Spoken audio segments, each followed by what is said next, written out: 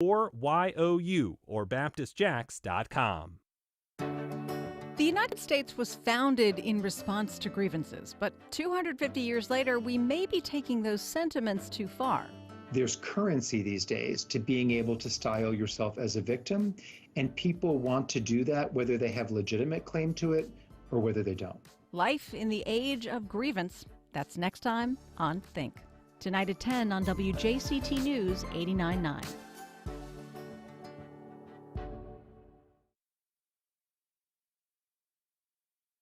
This is WJCT News 89.9 in Jacksonville.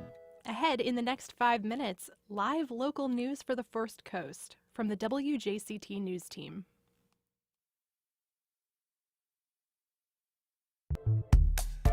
Good morning, I'm Ann Schindler, and on today's First Coast Connect, sleepless in Jacksonville. One of the hidden costs of violent crime can be chronic insomnia.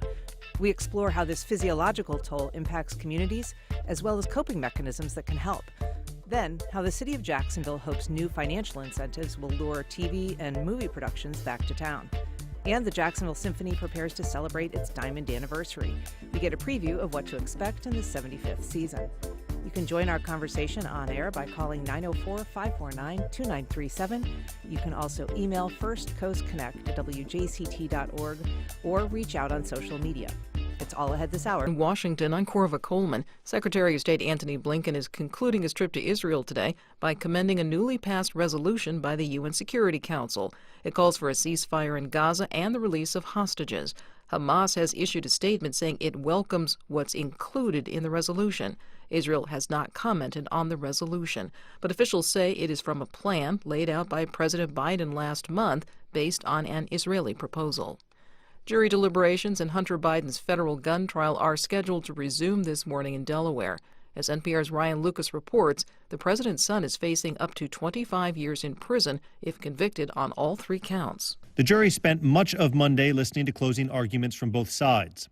It was only around 3:30 in the afternoon that jurors finally were able to begin deliberations. Prosecutors say Hunter Biden lied about his drug use when he bought a Colt revolver in October 2018 and then illegally possessed the gun for 11 days. Hunter Biden's attorney, Abby Lowell, in contrast, has argued that the president's son did not knowingly lie about his addiction to crack cocaine when he purchased the weapon. Lowell has argued the government failed to make its case beyond a reasonable doubt. Ryan Lucas, NPR News, Wilmington, Delaware. Crime is an important issue to voters this election year. Numbers released this week from the FBI say violent crime is down in recent months compared to the early part of 2023. NPR's Kristen Wright has more. Reports of violent crime fell 15% from January through March compared to the same period last year, according to the FBI. The Bureau says murder and reports of rape decreased about 26%, robbery nearly 18%, and aggravated assault by 12.5%. Attorney General Merrick Garland says the declines reflect federal investment in public safety resources. Experts caution the data doesn't include every major city, suburb, and town. It's based on law enforcement agencies that voluntarily submit their crime information to the federal government. The FBI says about 70% of policing agencies shared their numbers for the report released Monday. A Gallup poll from November said most Americans felt like crime was getting worse. Kristen Wright, NPR News, Washington. The motoring group AAA says that the national average price for a gallon of regular gasoline is now $3.44. AAA spokesman Doug Shoup says this trend is likely going to continue.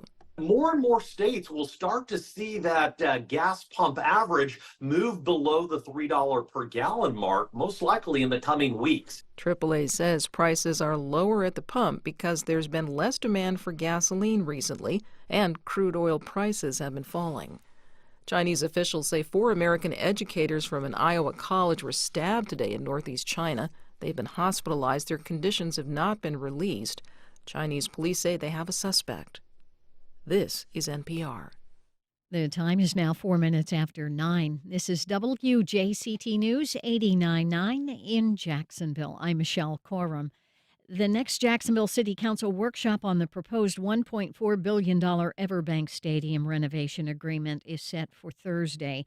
On the agenda is the Community Benefits Agreement, which calls for the city and the Jacksonville Jaguars to put up $150 million each to pay for things like workforce development, park upgrades, and affordable housing.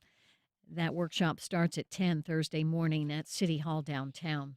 The Florida Department of Environmental Protection and an environmental group are battling in a federal lawsuit over manatees. The question is whether the state violated the Endangered Species Act. Margie Menzel has more. Attorneys for DEP and Bear Warriors United filed competing motions for summary judgment in the lawsuit, which began in 2022. Bear Warriors United contends that DEP hasn't adequately regulated sewage treatment plants and septic systems, leading to discharges that killed seagrass, a vital food source for manatees, in a northern stretch of the Indian River Lagoon. But attorneys for DEP say the state has taken steps to try to reduce discharges into the lagoon and disputed that it's violated the Endangered Species Act. I'm Margie Menzel. And it's cloudy in Jacksonville now at 81 degrees. We will get to the low 90s this afternoon, partly sunny with a 30% chance of a thunderstorm. Support for NPR comes from NPR stations. Other contributors include Capital One, offering their premium travel card, Venture X. Capital One, what's in your wallet? Details at CapitalOne.com. And the John D. and Catherine T. MacArthur Foundation at macfound.org. Support for First Coast Connect is provided in part by Baptist Health. Good morning. I'm Ann Schindler, and on today's First Coast Connect, how did you sleep last night? Well, if you live in a high-crime neighborhood, chances are not great. We're talking to people who live with and diagnose the roots of chronic insomnia. Later in the program, 100 years after Jacksonville was America's first Hollywood, the city is looking to get back into show business. But first, the sound of gunfire is the unfortunate soundtrack of many First Coast neighborhoods. It's an indicator of a problem, but it can also create one. To talk about the impact of crime on communities' sleep patterns, we're joined by Dr. Alexis Rojas. Good morning. Good morning. Thank you for having me.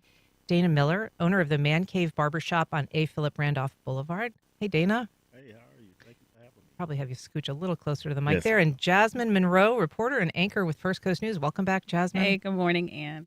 So, Jasmine, you recently did a deep dive into this story for First Coast News, and you looked at how crime, including something like gunfire, has an impact long after shots are fired. Tell us what you learned.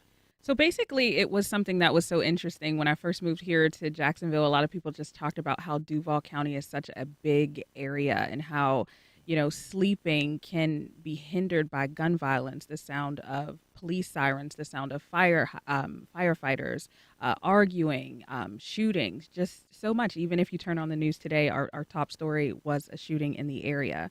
So my interest was, how are people sleeping in these areas? So I actually looked up the story, and it was Northwestern University who did a study on the importance of sleep and how it can hinder anything that you do, how you live your life, how you wake up, how the decisions that you choose to as well. And it all went off of basically a fresh night's sleep, with nothing happening, and then a night of sleep of just crime. And the studies just showed that people who live in high crime areas suffer from sleep insomnia. And that was just horrific. I spoke to a woman, her name is Robin Clemens, and she told me that she took 2 different medications and a melatonin in order to go to sleep, and she still hasn't had a good night's rest. She lost her husband, she lost her brother-in-law, she lost her son, all to gun violence. And it's really hard to just wrap your mind around how you can get a good night's sleep after losing 3 people so close to you. And when we told her this news, she just realized that she is a part of the statistic. And so, Dr. Rojas, what do we know about, just generally speaking, about why quality sleep is an important thing for people to have in the first place? So I just want to start by thanking you, Jasmine, for bringing this topic to everyone's attention. And I'll start by saying there is probably no more critical and no more important of a thing than a good night's sleep. And we'll talk about this, I'm sure, as we go through. But what happens when we have these little micro experiences that are traumatic to each one of us, which is experienced differently based on who you are, based on your makeup, based on your environment. And those, as they compound, impact many of our body functions, many of our experiences. And one of the biggest is sleep. And so I'm sure we'll talk a little bit about what that does long term, but it impacts you if you think about it from head to toe, from every function in your body. And so sleep has its place in terms of getting you well rested, but it does, as you say, have other connections to our health. And some of those are mental health. Absolutely. So we see a lot of patients at UF Health where I work, and a lot of those patients come in with major traumatic experiences, bad car accidents, attacks, assaults, etc. And many of those patients, sadly, this is not their first experience. And so we see chronic repeated nightmares. We see delayed initiation of sleep. So that is how long it takes you to fall asleep at night. And that's actually a lot of what you talked about, Jasmine, in your article. We see frequent disruptions in your sleep pattern. We also see things like regression in young kids. And so whenever there's been a traumatic event that happens or repeated chronic violence, we may see things like regression, where they start wetting the bed again, or they start having tantrums. So it impacts behavior, psychiatric health, etc. Dana, you own a business right around the corner from here on A. Philip Randolph. Yes, I do. Man Cave. Yes, Man Cave Barbershop. Barbershop. It's on the east side. You've had personally several experiences with loss and trauma. Yes, I have. For my brother, he was murdered in 1992, and the trauma of having him being murdered, I still feel the effect of it today. Some people say you'll get over it. Time heals all wounds. Not a murder.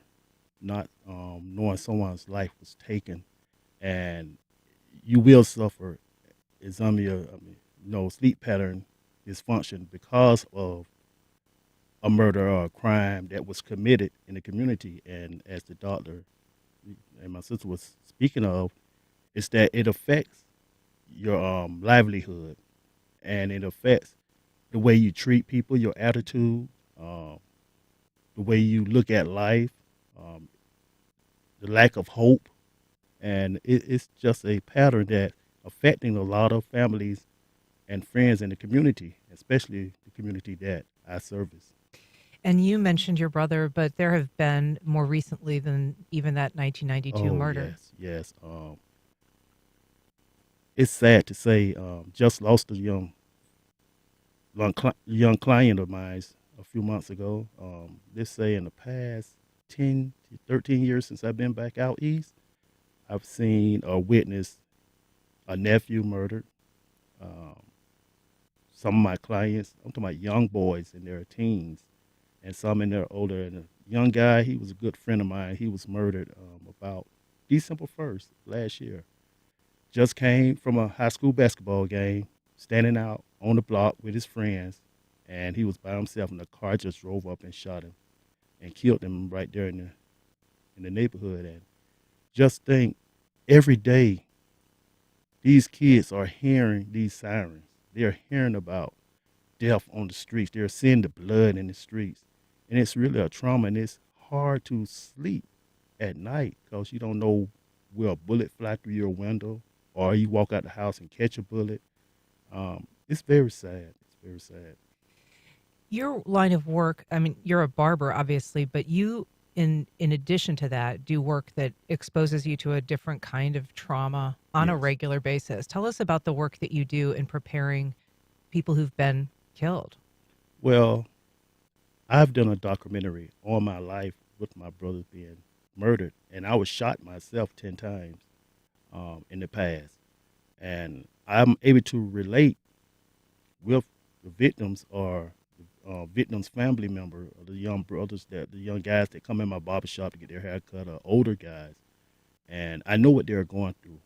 So I'm able to talk with them and try to give them some type of relief or some type of comfort, knowing that I've been through it, and just have to stay prayed up because it's really tragic, and it's really a problem in our community, and it's hard. It's hard. Sometimes I have to act like I'm their father, the psychologist, a psychiatrist, or someone, just a mentor. I have to play all these roles being the community barber. And I have to know how to separate the two when I go home, not to take that trauma home with me. So just like was said, I lived in that type of environment, that community. But I stay, the community I stay in now is a real nice community. I go home, I sleep well at night, and it does affect your way of life daily. It makes a difference. It does. It really does. You also work with a funeral home. Yes, I do. Talk about the work that you do there, because that's another exposure that most people wouldn't think about. Oh, when I think about, well, I work for QL Douglas Funeral Home, and what I do is I go in and I repair the damage that was done to the gunshot victim. They may have patches of hair taken out where they was shot in the head, and I'll go in and reconstruct that where you won't even tell that they've been shot. But the sad thing is, it's the age of the young guys that are coming in those funeral homes, in the back of that funeral home. 16-year-olds. You see a young guy, just heard him the night before on the news, and my boss, he'll call me to the funeral home and say, Dana, I have another client for you. And just to think it's that young guy I just saw the news that was murdered. It affects you. You have to put on tough skin to go back there to be able to do that type of work. So what I do is I go back there and I may talk to him. I just say, oh, man, what happened? What happened? You're a handsome young fella. Oh, man. And my heart goes out to their family. But now I have to psych myself out. I see so much of it, and how I do that is I look at them as mannequins, as a stiff dummy and not a person. And that's the only way I'm able to get through the trauma of not allowing it to really affect me and my sleep pattern. I used to go home after I leave the funeral home, and it'd take me like a couple of days to really get it out my system. And have to have the lights on at home to go to sleep comfortable. But I'm doing well now. Jasmine, Dana has obviously been through an extraordinary amount of, traumatic experiences in his life. But we do know, and you've reported, that every one of these incidents has a ripple effect. Every time that there's a shooting, fatal or not, there's people impacted. It could just be the sound of the gunshot, or it could be, they know the person that was injured, or, there's children, there's parents, there's classmates.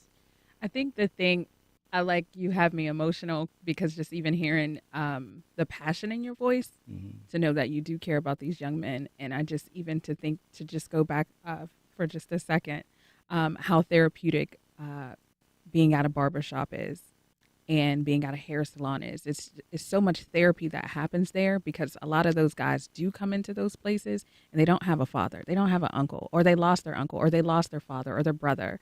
And you are pretty much all they have for that day. So even the slightest word, speaking to the experts, they said the slightest word of be safe out there. Have a good day. Have a great day. I love you. Yeah, I love you. These kids don't even hear these words. And, it just breaks my heart even, comparing this city to Cleveland.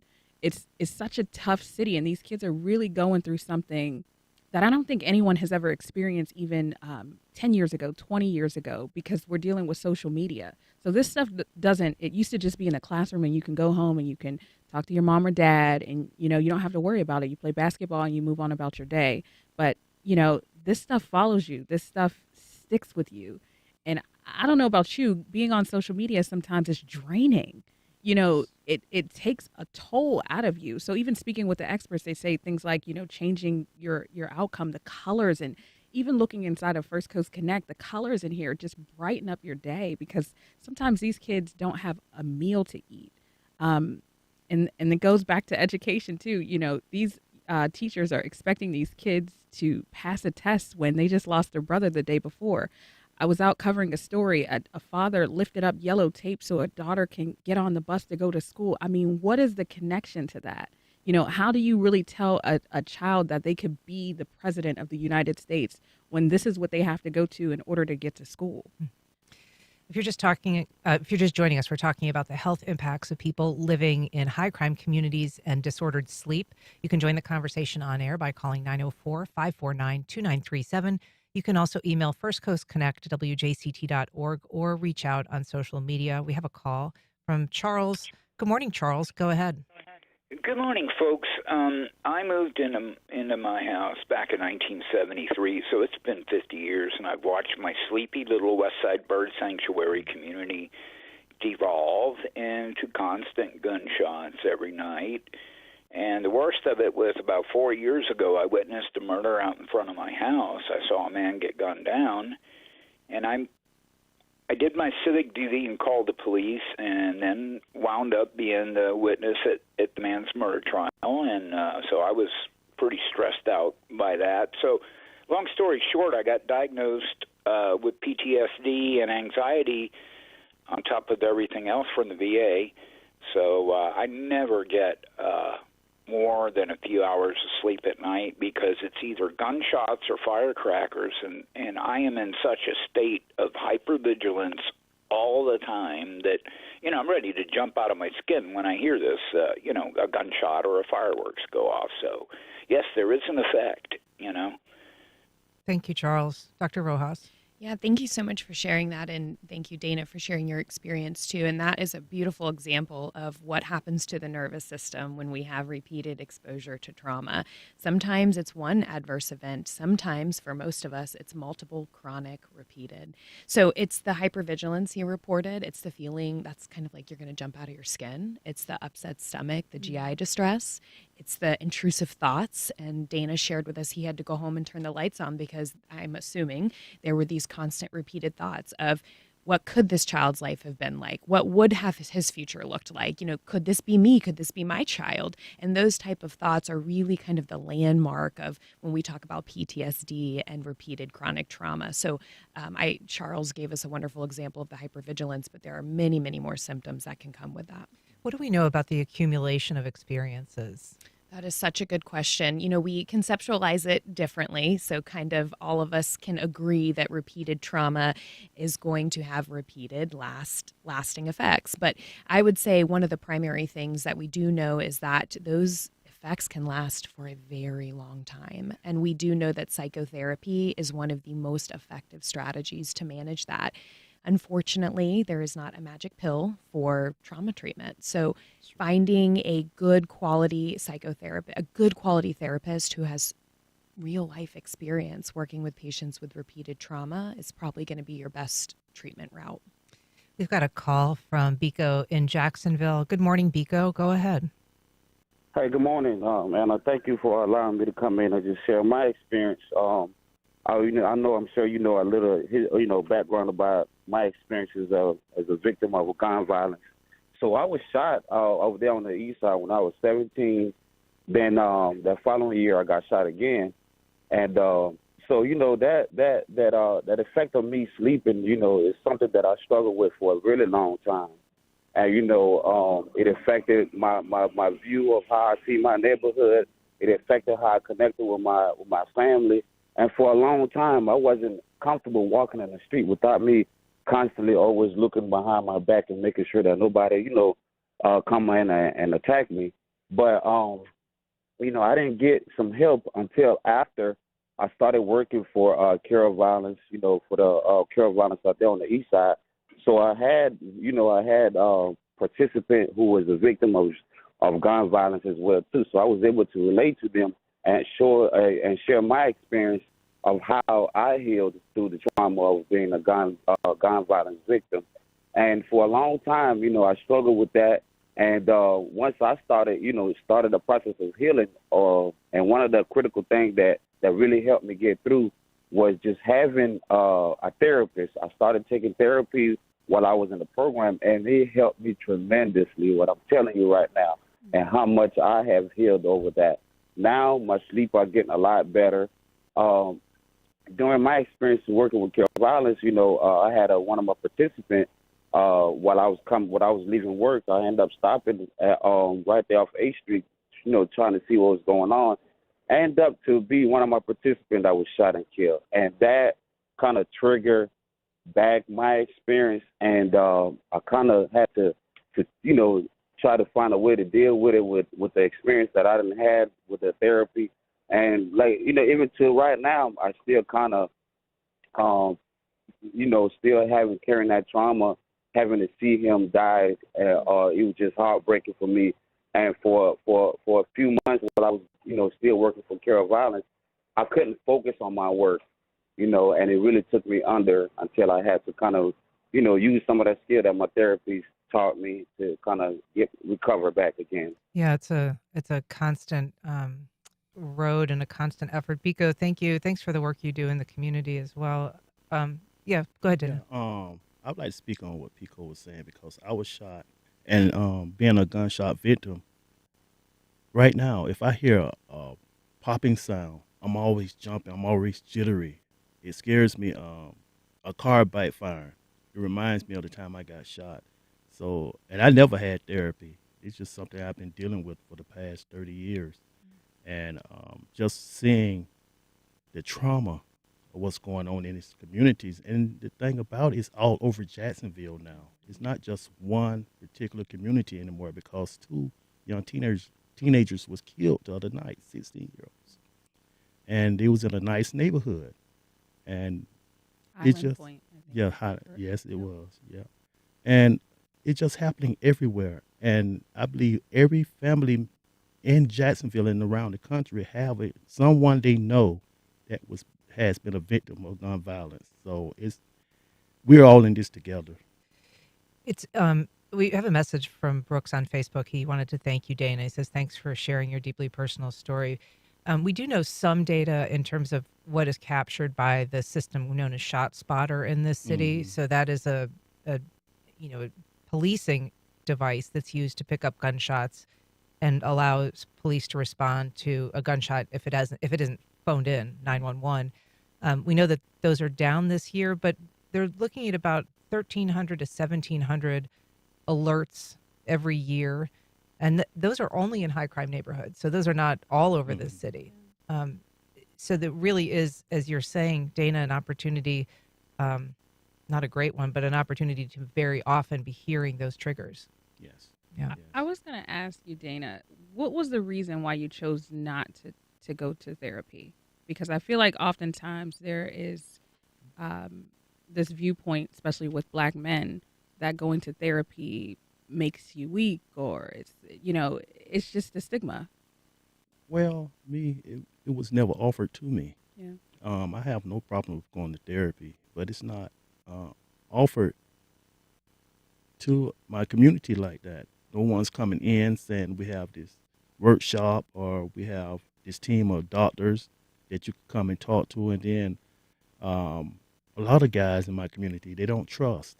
Mm-hmm. They don't trust anybody. They try to hold on to their masculinity, their manhood, thinking if I talk about that, I show weakness, I can't survive this. So we're all in survival mode, and it's sad. And if I might, Dana, one of the big things I was hoping to address today was how challenging access to care can be. And so when we talk about making sure that everyone can get equal opportunity and access to see high quality trained psychologist or therapist to get the treatment they need, that can be very difficult. So we do need to be communicating about that. We do need to be talking about that. And there are efforts to increase access. There are a lot of efforts going on. So I would just encourage anybody who is hoping to get any kind of access to treatment to try your best to be vulnerable and to reach out and to people like you who are working in the communities, our barbers, our family-owned coffee shops, like people in the community, and you all can kind of be beacons to get these folks connected to. And so I'd love to talk off air, Dana, about I would love to. Yeah, maybe some ways we can partner together. Exactly. I think that very often there's services available for someone who's a direct victim of crime. But, as we're discussing, there's so many people that can be impacted by a crime. And those kinds of counseling services typically aren't available to people who are peripherally connected. So I know one of my colleagues was able to run a violence prevention program many years ago through our institution, and it was greatly successful, but contingent, like most programs, are grant funding and things like that. And so we hope to continue those efforts because I couldn't agree with you more. Secondary or tertiary trauma, just being secondarily exposed to these things increases your risk greatly to develop something like moral injury and eventually PTSD. So there has been some research on this in terms of the really manifold impacts of being a crime victim or knowing someone, being close to someone who's a crime victim, especially for children. There was a recent analysis done that found that first of all, that surviving a gunshot wound as a child can really turn them into lifelong patients, was the phrase that was used. So that the recovery is not a foregone conclusion. The costs are enormous, that the year after an injury, that medical costs for a child that's been shot increases by an average of $35,000. That's ER visits, home health care, hospitalizations. But also, those are people who survive, but those costs, trail them and their families. And we know that financial strain can also be, cause its own fallout. Well, I'll add, this is a beautiful example of why it's so important that large health institutions have psychologists on staff in their trauma units, in their trauma teams. And that's a part of what, our program was the first to do it many decades ago. And every patient that comes in under an acute trauma that is hospitalized and admitted, we are often consulted, and we come in and we're able to begin the trauma treatment, Dana, that you and I kind of just quickly talked about right there. And now, of course, in the beginning, we're managing acute symptoms, but we can also help facilitate connection to care when they transition out. And so getting ahead of it early and making sure these pediatric patients especially are connected to services right after the initial event is very important. And go ahead, Dana. And you know what's so amazing? There are a lot of guys that want help, and they're seeking someone to talk to. That's why they flood my barbershop, talking with me because of my experience. And to have an organization to come in and that we can come together and offer these services, that's something that my partners and I, business partners and I on the East Side Quarter, out east, we've been trying to put together, and being able to partner with you, Doctor, it would be tremendously a blessing. It's interesting, Dana, when I was preparing for this program, I was talking to a local crime, he's a community advocate who focuses on crime. And he said he knew a lot of people who were willing to discuss an incident, a shooting or a killing, but they didn't want to discuss the personal impacts like sleeplessness. Yes. And I think that goes to what Jasmine was saying about there being, it's sort of stigmatized to talk about the emotional impacts of some traumatic events. Yeah, because they have an image to uphold. And when they're talking about sleeping patterns and talking about their personal space, make them look weak. That's what they think. But to me, you have to be vulnerable. You have to allow yourself to feel your emotions. That's the only way you can heal. That's how I was able to heal. I had to completely break down. And when I was able to break down by the grace of God, I was able to build back up. That's why I'm where I am now in life, because I was able to look at that incident and try to learn from every experience that I have, and being able to give of myself to help my community. And I see it every day. Guys coming in my barbershop talk about their marriage, talk about lost friends, and they're going through trauma every single day, and there's no help. So I want to open up my barbershop to be able to help these guys. And I'm looking forward to working with you, Doctor, partnering with you on this. I think it's also, I was going to also add that sometimes it gets overwhelming, because I know that specific programs, Big Brothers and Big Sisters, is what I work with, the LeBron James Family Foundation. Often you hear these stories and you realize this is too much for me to handle, and you don't have that person to go to. So I do suggest you, when you do take advantage of these opportunities, to, when it gets too heavy for you, to reach out for those experts, because sometimes you can't steer somebody down a wrong way, or lead someone to that even, terrible advice to get them in a situation. Help is always out there. And, if anyone is listening out there, help is always out there. You just have to ask for it. You have to put your pride aside. And also, doing this story, what I learned how to do, even for myself, I'm not living in an area full of crime, but you're exposed to it. But I'm exposed to it because I work in this industry, and I'm very passionate about gun violence. When it comes to gun violence in specific areas, I stand with victims when it comes to this, because telling your son or your daughter that your father or your mother died in an accident that you can't even explain yourself or go through yourself, that's heavy. But what I did learn is how to compartmentalize things. and how to put things, after, like you said, like I have to leave work and I have to put that there. I can't take that home. That's right. And they also mentioned the music that we listen to, Yes. the food that we eat, the people that you hang around. Too much, too much of something is never good, right? We all know that. But it was compartmentalizing that helped save me, I would say. And I think you made a great point that it's therapeutic in nature just to share, just to have community. But there is a point where there are clinical needs that need to be met. And we do have to be very careful there because we as human beings want to be able to predict the future, but we often can't. So we need to be very careful about what kind of advice or information we're sharing. And I would always encourage to just share with somebody, hey, this could be really helpful. Maybe you should call this phone number. This could be something that could change your life, because it's not just the sleep that's impacted. It's your nervous system arousal. It's your appetite. It's your irritability. It's your relationship with others. This is a spiral. And if we don't get ahead of it early, then we could see long-term impacts to all of those areas of life. I want to take a call from Felita. Good morning, Felita. Welcome to First Coast Connect. Good morning. Good morning. I was calling just to say thank you for this segment this morning. Thank you so much. Felita, you've had some experience with crime. We've spoken in the past. How has it impacted your ability to sleep and that kind of basic level function? Well, me being a survivor of gun violence, being shot 13 times and left for dead, and actually being shot by someone from my community. I also grew up on the east side of Jacksonville, and I was shot by someone I knew and had known all my life. When I got shot, being that at that particular moment he was still on the run, it was hard for me to do anything. I couldn't sleep. I couldn't even come home after I was in the hospital for over a month. I had to have an officer there with me every day, every minute of the day, because he was still on the run. And I went to my mom's house when I got out of the hospital because I was scared. I couldn't sleep. I really didn't have an appetite, and this went on for months.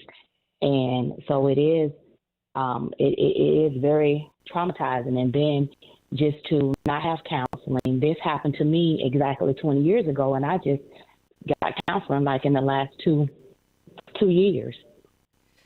Thanks, Felita. And I am glad that you are getting some counseling. We have an email from Shannon. She says, I have a friend who was a teacher at a Title I school, and she said she had a full nap corner for kids because they would come in and obviously not have slept at all. Wow. Isn't that sad? Says kids coming to school with no sleep because of the neighborhood they live in. So, and we know that sleep disruption early in life has major impacts on your overall physical health. We've all heard of ACEs, of course, and these are traumatic experiences that we kind of tally up, things that we've experienced that cause us to have greater risk for either later on health conditions or psychiatric conditions. And I think we could all agree that sleep is one of those primary factors. And one of the experts that I also spoke to too, they described sleep as breathing, as eating. Sometimes people just go without sleep and think that's okay. Is that okay? No, that is not okay. And if that's the case, they certainly should come in and see a professional immediately. And I kind of laugh and say that lightly, but I mean that very seriously. The mechanism of sleep has many functions, and we call it rest and recovery for a reason, because it's able to help us process some of those traumas, those micro traumas we experience every day. It helps us to just kind of flush, and it helps us to be prepared moving forward for the future. It's an important topic, and I thank you all for coming in and talking about it today, and Dana, especially for sharing your stories and your personal experiences. Thank you. Thank you for having me. Dana Miller, Jasmine Monroe, and Dr. Alexis Rojas, thank you so much for being here. Thank you. Thank you. All right, up next, city officials hope a slate of new film incentives makes Jacksonville ready for its close-up. Package of new incentives designed to lure Hollywood back to the First Coast. To talk about what those financial incentives look like and what they could mean, I'm joined by Todd Rubin, Film Commissioner for the City of Jacksonville. Hi, Todd. Good morning, Ann. And Sharon Cobb, a local screenwriter Hi, and longtime filmmaker. Nice to have you. So, Todd, what is the job of the Film Commissioner, and how is that going to maybe change with these new incentives? Well, the job of the film office is to market the city as far as a wonderful destination for production. We promote our local excellent workforce, the working crew, the locations. We facilitate permitting, of which there's no charge for that. And we expedite and process permits on City of Jacksonville locations, whether it be city parks, city streets, buildings that are occupied or unoccupied by the city, but then connect the dots to the local workforce and the businesses in the industry. We have a wonderful website, filmjax.com.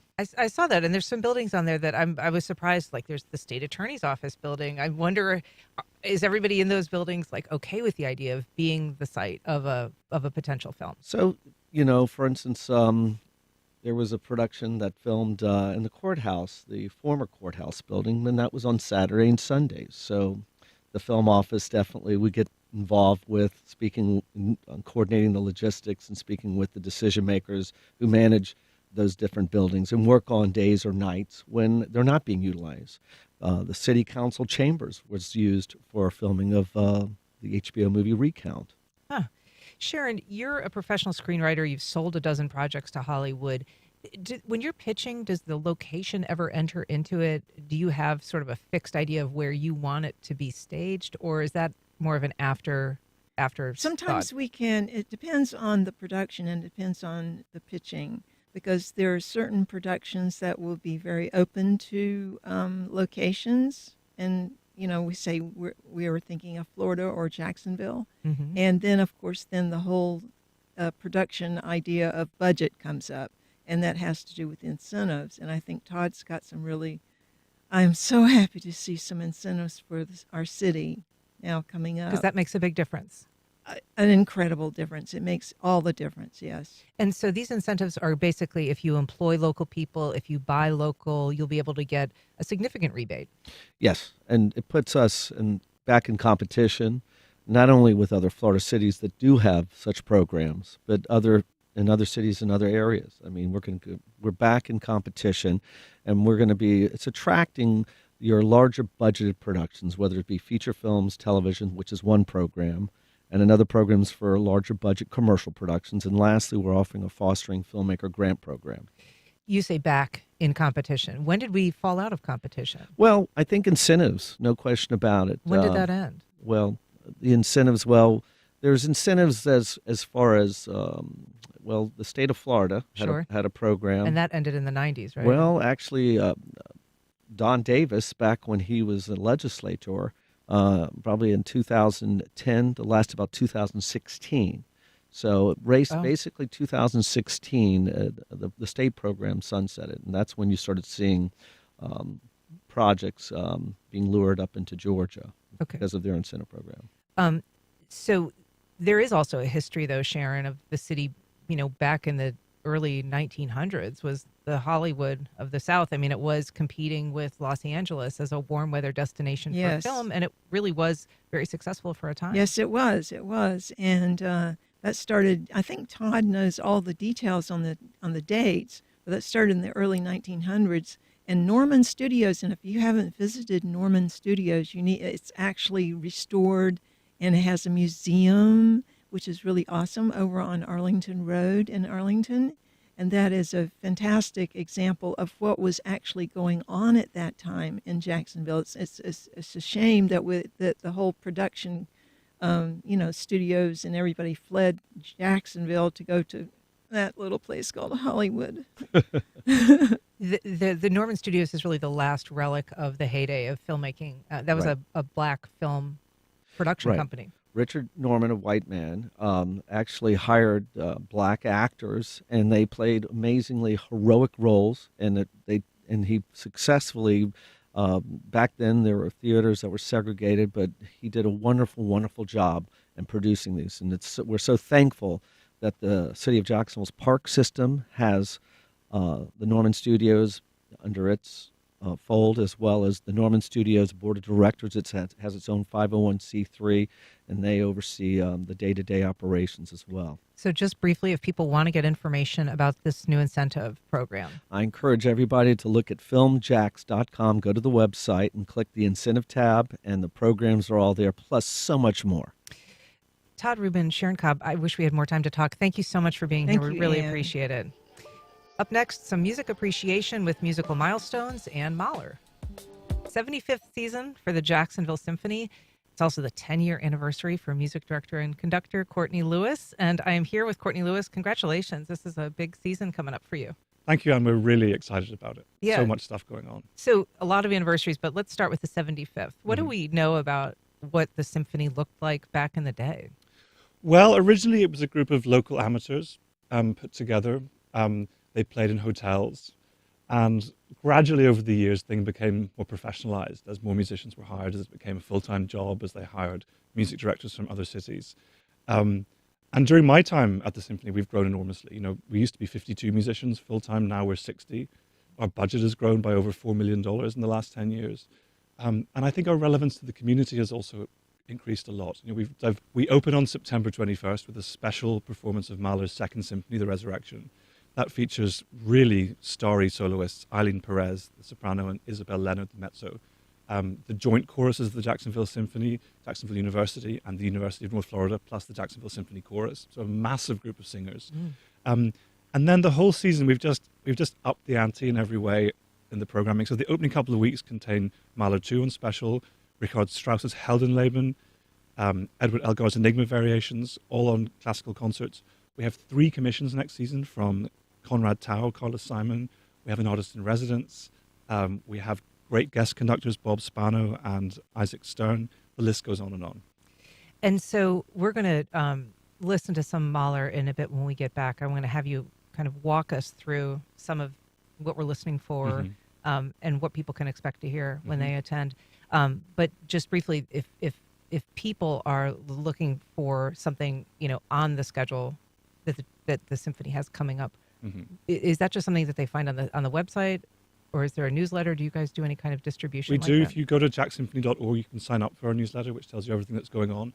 But also, if you go to the website, you can download a PDF of the season brochure. Beautifully rebranded this season. We have a new logo, new typeface. Everything's brand new. It looks beautiful. And that lists every performance that we have in specials, classical, films and music, pops. And they can see the entire listing right there. Okay, beautiful. We're going to take a break. We're going to be back in just a minute to talk more about what's on deck. Great, thank you. Life South Community Blood Centers, providing blood and patient services to the local hospitals, serving patients in this community. Donating blood with Life South helps save lives. More at lifesouth.org to find a blood drive near you. Classical 24 brings listeners beautiful music from around the world, featuring the best of classical music, from the all-time greats to the newest composers and performances. Download the WJCT app or visit wjct.org/jacksmusic to start listening. Migraine. It's one of the most common diseases in the world, affecting more than 1 billion people. It's not just a bad headache. It can interfere with daily activities, and 3 times as many women experience migraine than men. As part of our series In Good Health, we're discussing women and migraine. That's next time on 1A. Today, starting at 10 on WJCT News 89.9.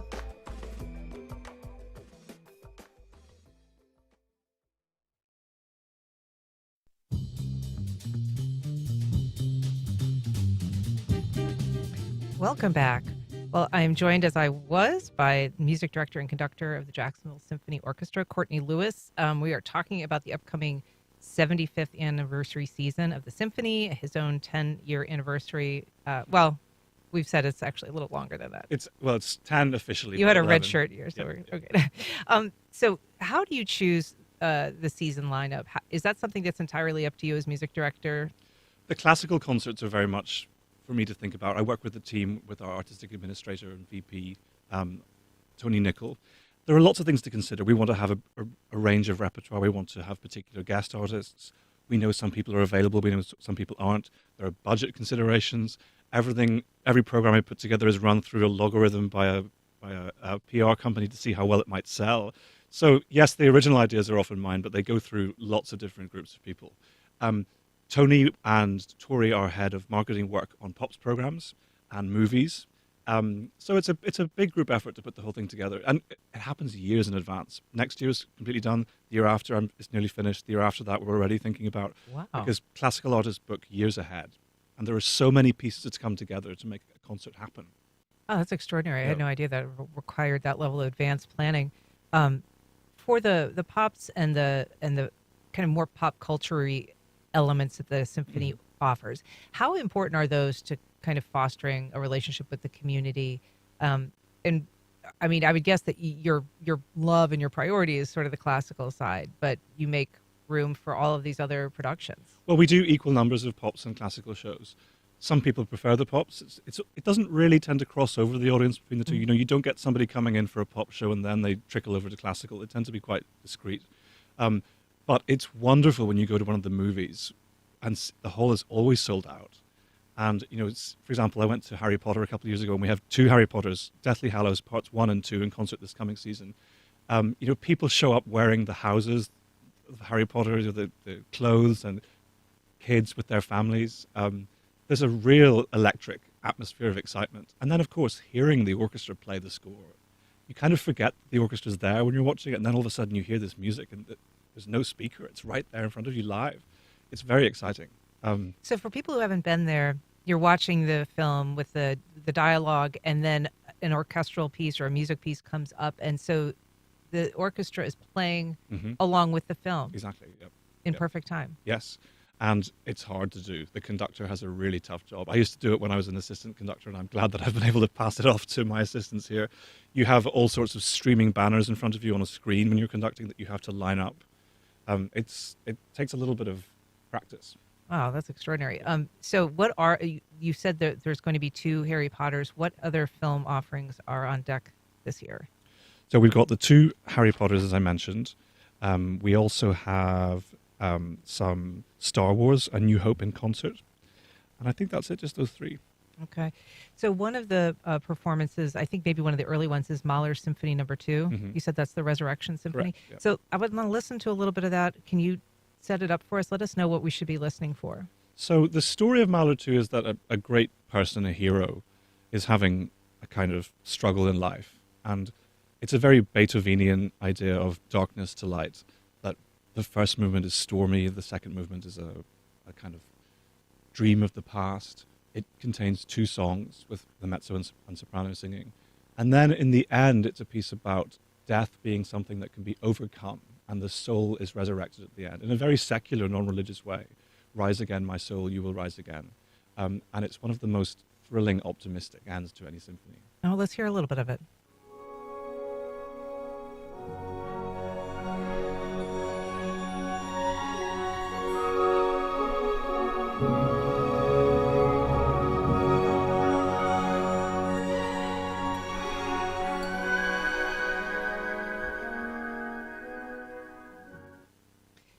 So this is now like 150-year-old.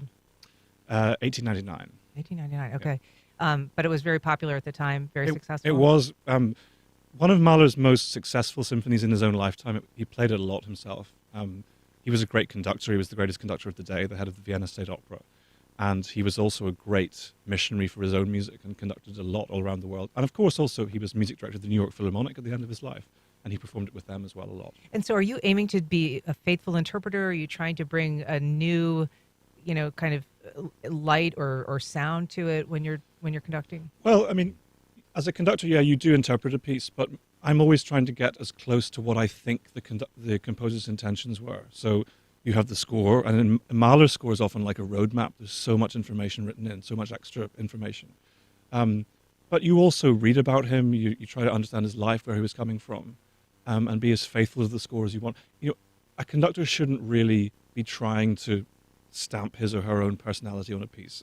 I think that's a little disingenuous. You do anyway. You can't help it. You can't help but be yourself. But the guiding principle has got to be getting as close to the composer's intentions as possible. So, big things coming up this season. I know that there's going to be a lot of celebration, and I'm sure we'll have you back to talk more as we get into the season. But I hope you have a great break. Thank you. And folks can go to the Symphony website if they want to get tickets or look at That's right. JacksSymphony.org. Please go there for tickets. Nowhere else. You buy your tickets there. You'll get the best seats. All right. Courtney Lewis, thanks so much for being here. Great to see you. My pleasure, Anne. Lovely to see you too. And that's our program. If you join us tomorrow, we're going to be talking about the state of rental housing and living conditions in Jacksonville with a focus on multifamily. Baptist Health. Baptist Health is a proud supporter of First Coast Connect. Baptist Health, committed to building a healthier community for all of us. More info at 4YOU or BaptistJax.com. Has the TikTok algorithm served you any therapy talk lately? Instead of waiting for your avoidant babe to ask for space or waiting for your anxious cutie to ask. Some therapists are turning to TikTok as a way to make more money and avoid burnout. But is your nightly scroll through therapy content enough to help solve our mental health crisis? That's on the next Today Explained. Tonight at 6:30 here on WJCT News 89.9.